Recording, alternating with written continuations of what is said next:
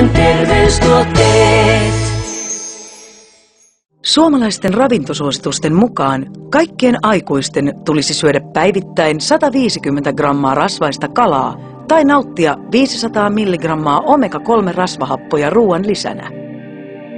Omega-3-sarjaan kuuluva EPA imeytyy hyvin ja sillä on kaikki ennestään tunnetut kalaöljyn terveelliset vaikutukset aivoille, verisuonille, sydämelle, nivelille, iholle, kynsille ja hiuksille.